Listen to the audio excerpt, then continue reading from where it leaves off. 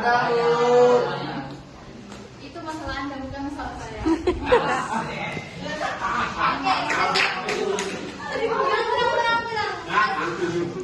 Nah, sudah siap belajar hari ini? Sudah. Ayo belum siap ini, masih ada yang miring-miring kursinya. Coba dibereskan dulu tempat duduknya yang rapi. Lihat sekitarannya apakah ada sampah, dipungut dan dibuang ke tong sampah. Kemudian untuk peralatan yang tidak diperlukan di atas meja dimasukkan kembali ke tasnya, termasuk handphonenya, supaya pelajaran hari ini bisa berjalan dengan lancar dan anak-anak bisa lebih berkonsentrasi untuk menerima pelajaran hari ini. Baik, Ibu Bunda, Assalamualaikum warahmatullahi wabarakatuh. Waalaikumsalam warahmatullahi wabarakatuh. Assalatu wassalamu ala asyrafil anbiya'i wal mursalin wa ala alihi wa ashabihi ajmain amma ba'd. Baik, anak-anak, sebelum kita masuk pada pembelajaran hari ini, terlebih dahulu Ibu akan mengabsen namanya. Yang Ibu panggil namanya didengarkan ya. Fatimah Zahra. Hadir Bu. Revalina Salsa Oktaviani. Hadir Bu. Eladia. Hadir. Rizda. Siapa yang tidak hadir? Nuzul dan Ahmad. Kenapa mereka? Malas. Oke, kalau besok temannya hadir, kasih tahu menghadap Ibu. Oke? Baik Bu. Oke, baik. Lanjut. Sebelum kita memulai pelajaran hari ini, mari kita berdoa. Ketua kelas pimpin teman-temannya.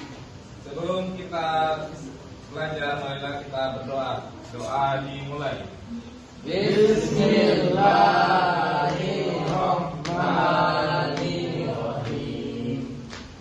Rabbi zidni ilman warzuqna fahman. Amin. Oke. Besar jangan lebar.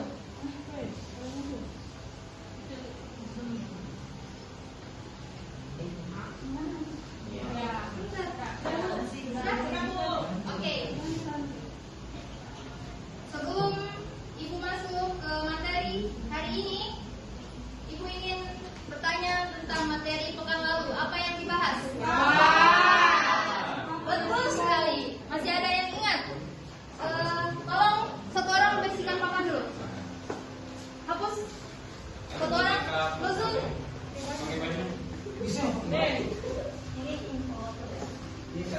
Oke, siapa yang masih ingat pengertian dari sabar?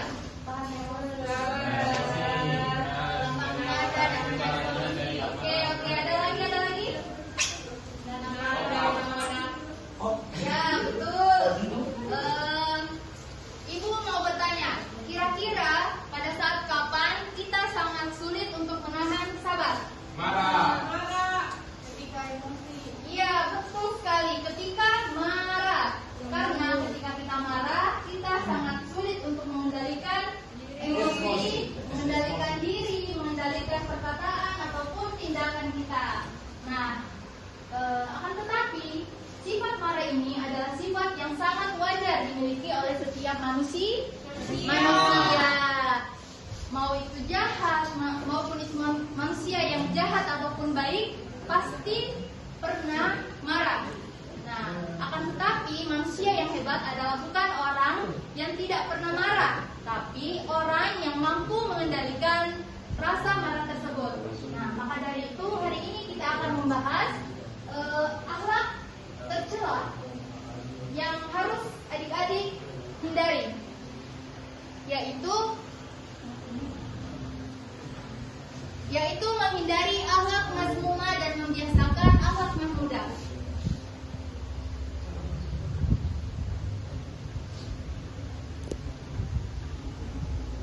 Nah, dalam materi ini, setelah anak-anak menerima pembelajaran ini, Ibu berharap adik-adik sekalian bisa mengetahui apa pengertian dari sabar itu, dari marah itu sendiri. Kemudian adik-adik Ibu berharap menyebutkan dalil, mau itu dalil Al-Quran ataupun hadis tentang perintah menahan amarah. Dan ibu juga berharap adik-adik bisa mengetahui, menjelaskan tentang dampak negatif ghadab dalam kehidupan sehari-hari. Dan yang paling penting, setelah pembelajaran itu selesai, ibu berharap adik-adik sekalian di sini bisa mempraktekannya ke dalam kehidupan sehari-hari.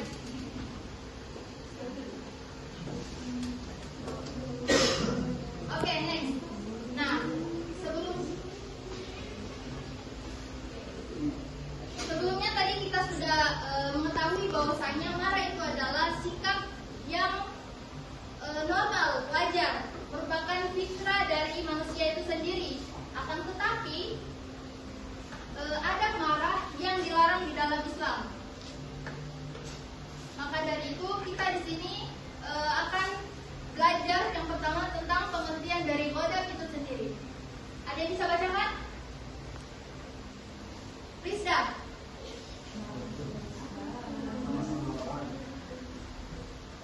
Sudah tahu? Dan ada yang bilang, jangan ada yang bilang.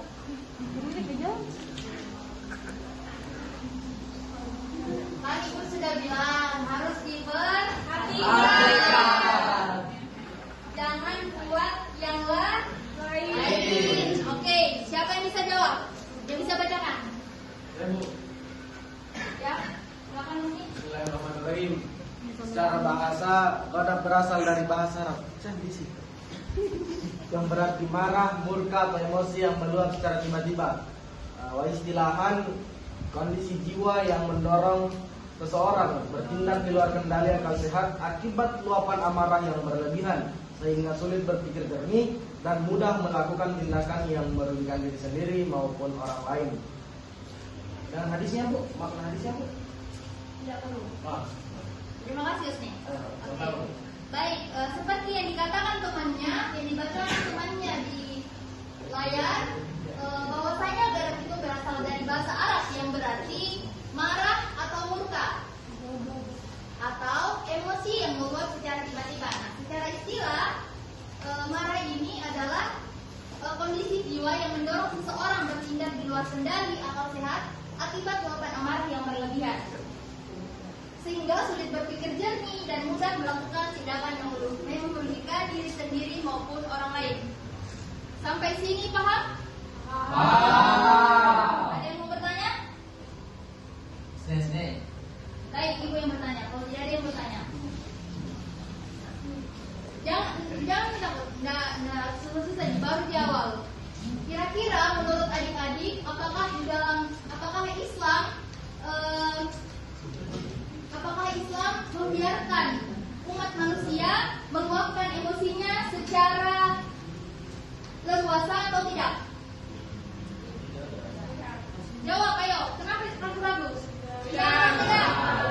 Nah, betul sekali.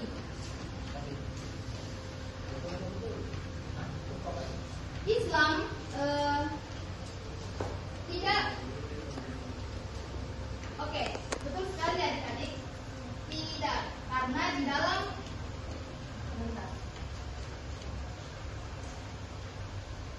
karena di dalam Quran sendiri sudah dijelaskan dalam Quran surat Al-Imran ayat 134. Ada yang bisa dibaca? Ada yang bisa baca? Ya Pak? Atau mau ditunjuk lagi? Terus أعوذ بالله من الشيطان الرجيم بسم الله الرحمن الرحيم الذين ينفقون في السراء والضراء والكاظمين الغيظ والعافين عن الناس. Oke, Masya Allah. Untuk artinya siapa? Yang bisa bacakan? Oke, Tervalina? Dan orang-orang yang menahan amarahnya dan memaafkan kesalahan orang lain, dan Allah menyukai orang-orang yang berbuat kebajikan. Masya Allah, terima kasih. Nah, dalam ayat ini sudah dijelaskan bahwasanya sikap menahan amarah maupun mudah memaafkan orang lain adalah sikap yang dicintai oleh Allah Subhanahu wa Ta'ala. ciri-ciri dari orang yang bertakwa. Maka dari itu sudah sepatutnya kita menahan amarah. Jangan mudah meluapkan emosi secara terang-terangan. Karena ketika kita mengikuti amarah yang keluar dari diri kita, itu akan menyebabkan apa? Masalah yang lebih besar. Oke. Tidak hanya di dalam Al-Quran saja dijelaskan tentang menahan amarah. Di dalam hadis pun Rasulullah SAW juga bersabda. Siapa yang bisa membacakan hadisnya? Alia, silakan. Laisa syadidu bisa'ati wa nama syadidul ladzi yamliku nafsahu indal ghadabi. Bukanlah orang yang kuat itu orang yang menang dalam pergulatan, tetapi orang yang kuat adalah orang yang mampu mengendalikan dirinya ketika marah. Masya Allah. Oke, Terima kasih Alia. Nah, jadi adik-adik di dalam hadis Nabi ini, Afi perhatikan, di dalam hadis ini Nabi bilang bukanlah orang yang kuat itu orang yang menang dalam pergulatan, akan tetapi orang yang kuat adalah orang Menahan emosi. Apa Afi? Menahan emosinya. Nah, betul sekali, yang bisa mampu menahan amarahnya. Dalam hadis ini kita bisa mengambil pelajaran bahwasanya di dalam Islam orang yang terkuat itu adalah bukan orang yang kuat secara fisik, akan tetapi di dalam Islam orang yang kuat adalah orang yang bisa menahan amarahnya, menahan syahwatnya, menahan nafsunya. Oke, ibu ingin bertanya, kenapa di dalam Islam? Kenapa di dalam Islam? Siapa? Tunggu dulu sebentar. Mengetus? Terus. Nah, oke, kita lanjut. Sampai mana tadi? Ya, ibu ingin bertanya, kenapa di dalam Islam orang yang menahan amarahnya dikatakan lebih kuat daripada orang yang kuat secara fisik? Kenapa? Ada yang bisa jawab? Nah, karena kenapa Islam memandang orang yang bisa menahan amarahnya dikatakan lebih kuat dari orang yang kuat secara fisik, dikarenakan melawan hawa nafsu atau melawan emosi itu lebih kuat daripada kita melawan fisik atau kekuatan manusia itu sendiri. Sampai di sini paham? Mengantuk? Ya, Bu. Oke. Mengantuk kan tidak? Ada yang bilang mengantuk, ada yang tidak. Mengantuk? Mengantuk? Oke, berdiri. Ayo berdiri semua-semua.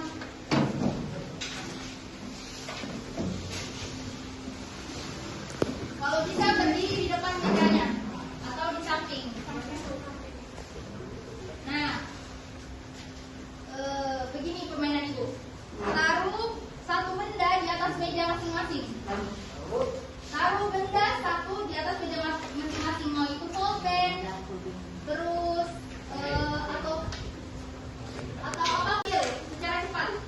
Sudah semua? Ayo bersiap-siap. Sudah semua? Tidak bisa. Sudah? Ada yang belum? Sudah. Oke. Begini instruksinya.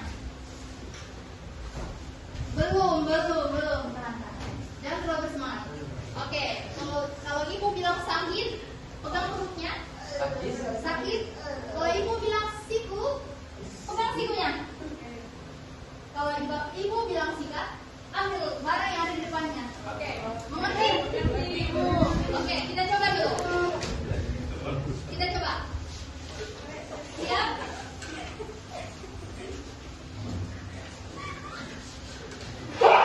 Siap? Oke. Ini yang terlambat. Kenapa terlambat ini?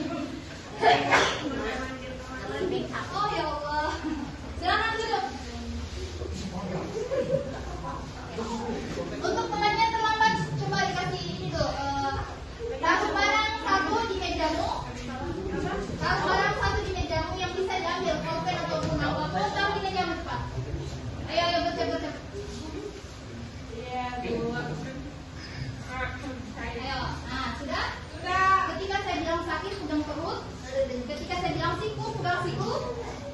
saya bilang sikat, langsung ambil barang yang ada di depannya. Oke, siap? Oke, 1, 2, konsentrasi. 1, 2, 3, siku. Sakit, bukan sikat.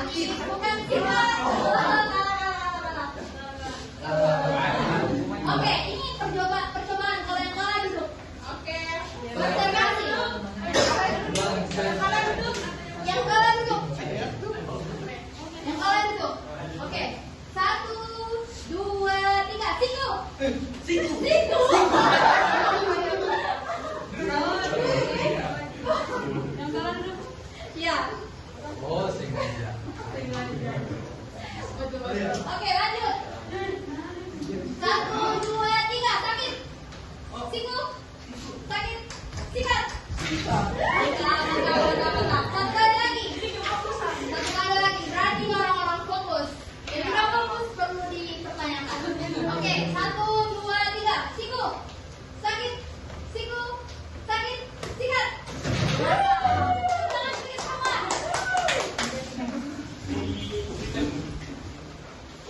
Oke, sudah semangat? Semangat? Oke, kita lanjut pada materi selanjutnya. Di sini kita belajar tentang dampak negatif dari sifat godam. Jadi anak-anak, godam ini mempunyai dampak negatif.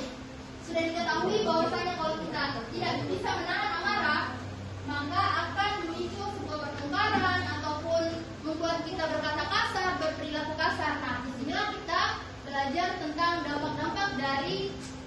dampak-dampak negatif dari sifat godam. Yang pertama bisa bacakan Rizda? Bisa dibacakan nomor 1? Bagian pertama. Pertama itu kesehatan fisik, memicu tekanan darah tinggi, gangguan jantung dan stres berkepanjangan. Nah, betul sekali. Secara medis, dampak negatif dari sifat godam ini bisa memicu stres, banyak pikiran, terus tertanam di dalam hati kita perasaan yang bodoh lah atau apalah, dendam lah atau apa. Nah, kemudian yang kedua, Revalina coba tolong dibacakan. Hubungan sosial, merusak silaturahmi, memutus persaudaraan dan menimbulkan permusuhan. Betul sekali. Perlu diketahui anak-anak bahwasanya kalau kita tidak berhasil menahan amarah kita dan amarah tersebut, amarah tersebut bisa meluap-luap, bisa memicu kita berkata kasar, berperilaku kasar, apalagi ketika kita bertengkar dengan teman, saudara ataupun siapa, itu bisa merusak hubungan kita. Oke, yang ketiga, next. Rizda coba bacakan. Yang ketiga yaitu tindakan merugikan, mendorong ucapan kasar bahkan kekerasan yang disesali kemudian. Oke, betul sekali. Pernahkah tidak adik-adik ketika kita marah, ketika adik-adik marah yang betul-betul marah, tapi setelah marah ada timbul penyesalan di dalam diri? Sering kan? Nah, karena itulah kita tidak boleh cepat marah. Ya, betul sekali. Kadang ya, oke, next. Selanjutnya penyesalan. Nah, seperti itu tadi ya. Kemudian citra diri. Marah ini juga bisa menurunkan kepercayaan orang kepada kita. Kemudian kita tidak bisa dihormati oleh orang lain. Yang terakhir, menjauh dari rahmat. Hati yang dikuasai amarah menjadi keras dan jauh dari ketenangan. Sampai sini paham? Paham. Oke. Nah, di sini kita akan membahas bagaimana Islam menuntut kita dalam mengendalikan amarah dalam Islam. Yang pertama, apa itu? Membaca tauz. Apa lafaz tauz? Billahi minasyaitonir rajim. Oke. Yang pertama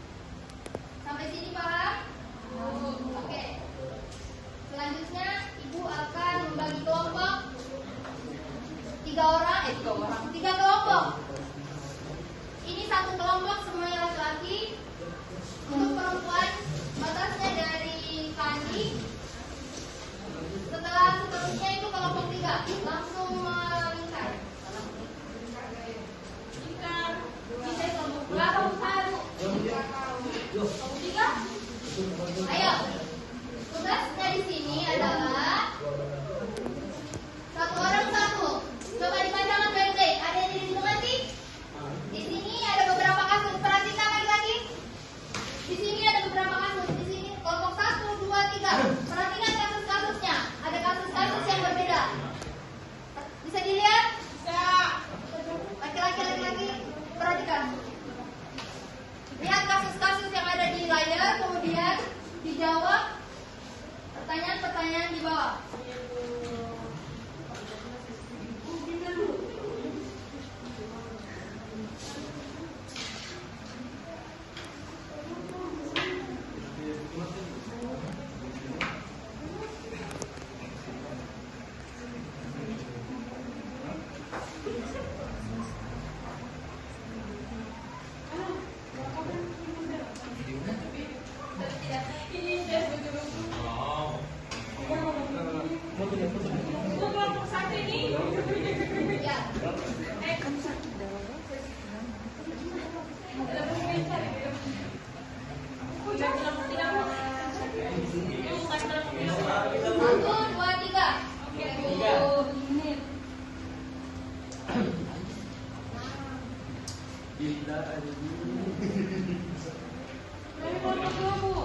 Oke, kelompok yang sudah selesai bisa langsung maju.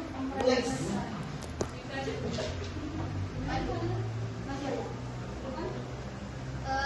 Tiga orang saja.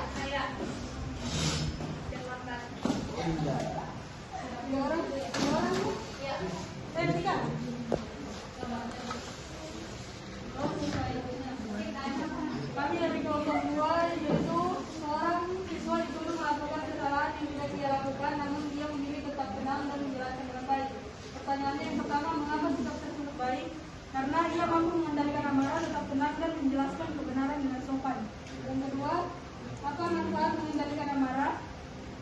Jadi manfaat mengendalikan amarah ini bisa menghindari konflik, menjaga hubungan yang baik, dan membantu menyelesaikan masalah dengan bijaksana. Kemudian yang ketiga, nilai apa yang bisa diambil dari kasus tersebut? Nilainya itu sabar, jujur, bijaksana, dan mampu mengendalikan diri. Itu saja kelompok 2, terima kasih. Oke, beri aplaus untuk temannya. Kelompok berikutnya. Kelompok Tiga. tiga. Oke, tiga. Lanjut sekarang. Tiga ini. Ini satu. Satu, dua, tiga.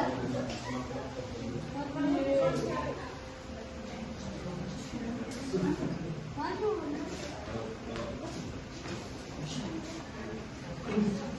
Bismillahirrahmanirrahim. Assalamualaikum warahmatullahi wabarakatuh.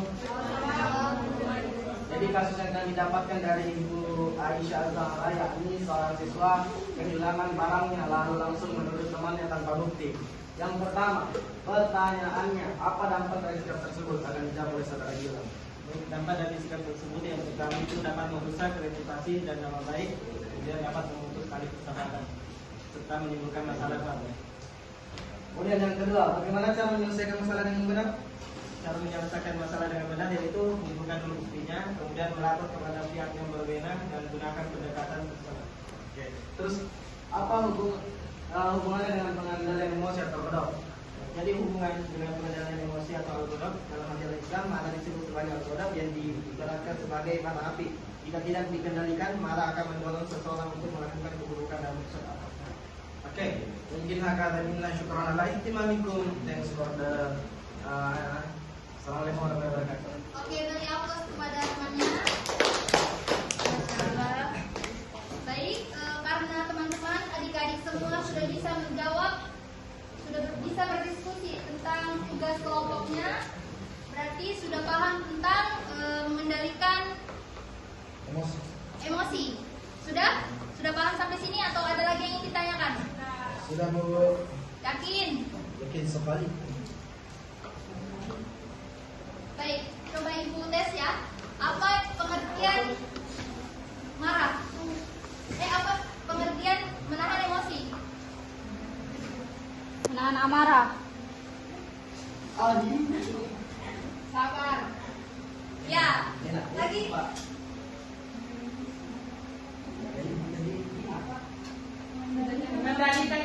Oke. Untuk jawaban dari teman-temannya mungkin Ibu meyakini bahwa adik-adik sekalian sudah bisa memahami walaupun hanya beberapa orang saja yang menjawab. Baik. Kesimpulan pembelajaran kita pada pagi hari ini adalah pentingnya kita menjaga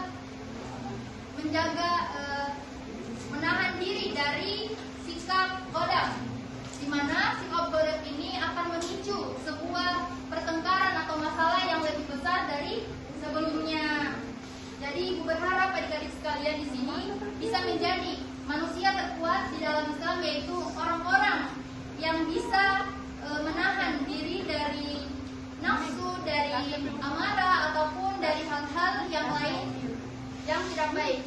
Mungkin itu saja dari Ibu.